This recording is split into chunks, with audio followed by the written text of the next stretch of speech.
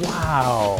Oh my gosh. Guys, I'm going to show you lots of the tricks of the trade. This week, car coming out of the paint booth. What is wet sanding buffing all about? How do you make it a show quality paint job? I'm going to teach you every detail of it. The 1000 grit, the 2000 grit, the 3000 grit, the wool pads, the compounds, the whole details of how to make a show quality paint job actually really out of your garage if you just follow these steps. It ain't that difficult. I'm actually bringing in the customer to show him how to do it. Pretty cool. Let's get it started.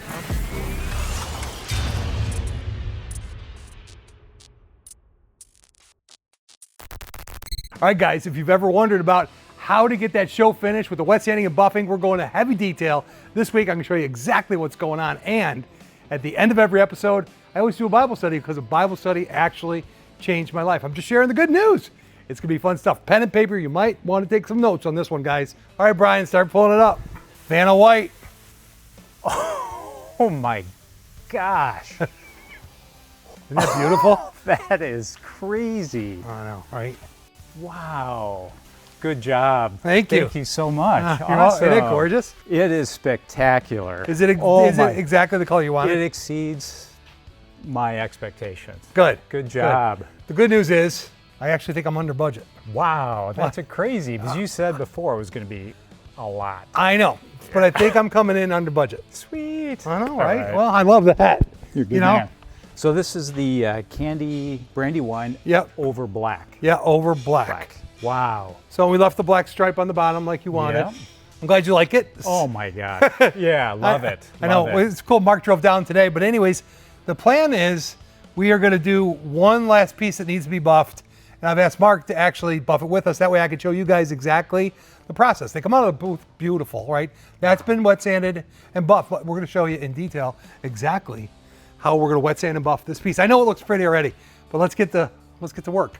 So this is called the sanding block, right? Okay. And we're just gonna wrap the 1000 in it. So we're gonna do 1000, and then 2000, and then 3000. Okay. And really what we gotta do is make sure it's flat on there, because we don't wanna have any ripples. So a little bit of water, and then we're just gonna take this and start sanding it out. Now, the shine that's on it is gonna go away, but you can actually see the color. Mm-hmm. You know what I mean? Yep. Coming off of it a little bit. Yep. We don't have to go a lot more than that, but when you're blocking, you're feeling it. So you got a touch to your block, and you can either use a squirt bottle, like so, right?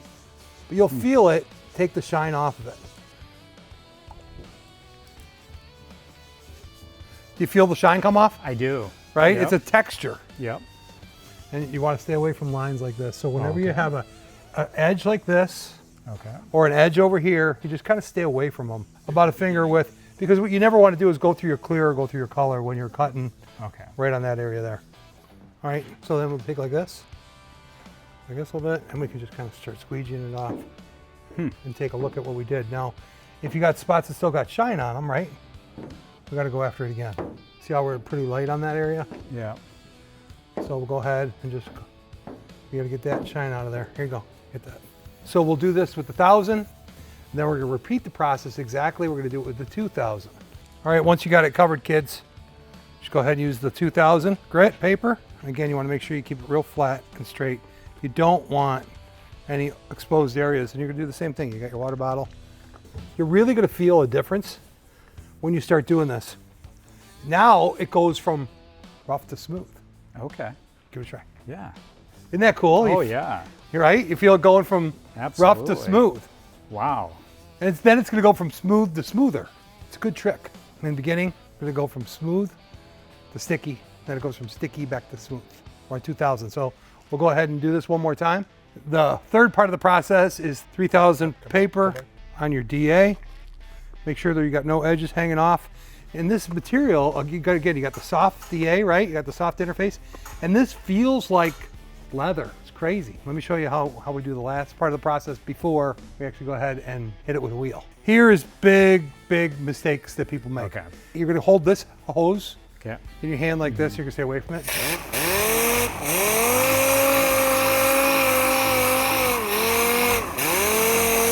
Notice I'm staying away from the edge.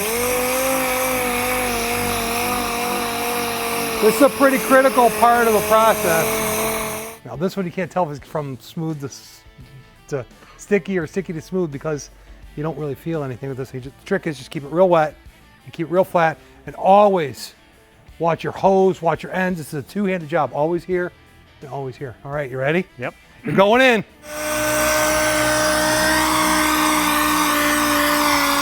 The pro is telling me he needed more water. Woo. She's looking good. All right, guys, now that we got the finish looking like that, what we're gonna do is we are gonna buff it out. When I talk about buffing it out, we're talking about using a wool pad and just the 3M compound. The stock stuff, that's the first pass that you're gonna do. Now you're gonna go to a foam pad later, but this thing is gonna wake up. You'll see. Good idea before you start doing it, guys. Always just give it a good clean. That is what blowguns are made for. Never forget, yeah. Usually I like to use a fork, you know, like right before dinner, but anyways, make sure that's good and clean before you go ahead and start your surface. And it's dry, it's clean, it's ready to go. Just take the 3M compound. It's like a ketchup bottle. No.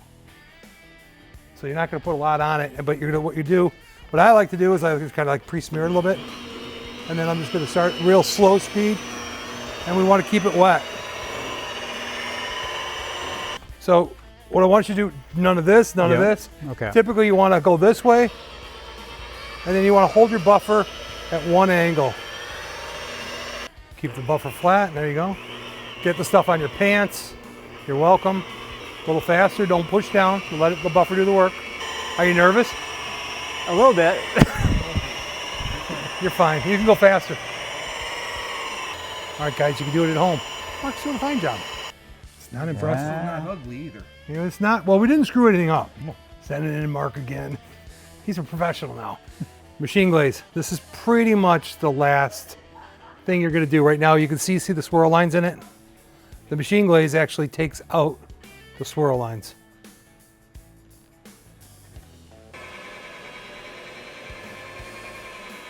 We'll go one last pass, which is the blue bottle, which is the ultra-fine machine polish. So compound, machine glaze, and this is the finest of the fine, but you basically are in the foam pads when you're gonna use this stuff.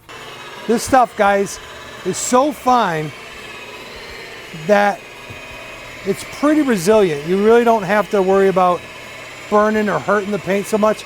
But if you notice, we're staying away from those edges. Mark, you're doing it one more time. All right. You got this. And all the way to the edge now. There you go. By Jove, I think he's got it. Lovely. We're gonna see how Mark did with the final part of it. Woo-hoo-hoo. Wow. I said, wee doggy. I wouldn't allow somebody with this in here. Right, you're okay. Okay, but just don't scratch it. Well, I just caught it now as we're finishing up. Unbelievable. Isn't that stunning? Wow. Look at, and you did a lot of it yourself. I know, I can't believe it. Right? So guys, don't be afraid of actually going ahead and doing it. And you'll get comfortable with the amount of material you use and how hard you push as you go through it. So I wouldn't suggest starting on a Ferrari or actually necessarily this level of a finish of a car. You're hired. All right. Welcome to the team. Thank you. One last trick. You want to wait about 90 days before you actually wax your car. So get it out in the sun, get it out in the environment, get out in the rain, who cares? You know, guys, don't put your cars in the garage, drive them. Mark, I'm going to drive promise me you're going to drive it. It's a driver. It's built to be driven. Anyways, maybe next season you bring it in, we'll do a ceramic coat. Sweet. Oh yeah. All right, guys, always the best part of the episode. I get to share something out of the Word with you guys so we can actually learn together. Bible study, I actually did change my life, but the world's going through some struggles right now. You guys all know, and I'm not getting political or anything else on you other than the fact that I believe this is the word of life and this changes your life, right? And if you read it, God will move the Holy Spirit in you to change everything. All right, let's dig in. This is Ephesians 6:10. Finally, be strong in the Lord, in his mighty power. Put on the full armor of God so you can take your stand against the devil's schemes. For our struggles are not against flesh and blood, but against the rulers, against the authorities, against the powers of the dark world, and against the spiritual forces of evil in the heavenly realms. Remember here, it doesn't say fight like against people or be aggressive or, you know, jumping down people's throats, telling them what to do. It says stand for what you believe in, right? Be good to people, share the word of God, you know, be a blessing in other people's lives so that you can actually give them hope. There's hope in this, right? Jesus died on the cross for a reason to save you, to save me. Anyways, I always say God has a plan for your life. Think about it, pray about it. If you need a Bible, please reach out to me. I'd be happy to send it to you. I had so much fun sharing with you like how we're buffing out the cars, working with Mark. What a great experience.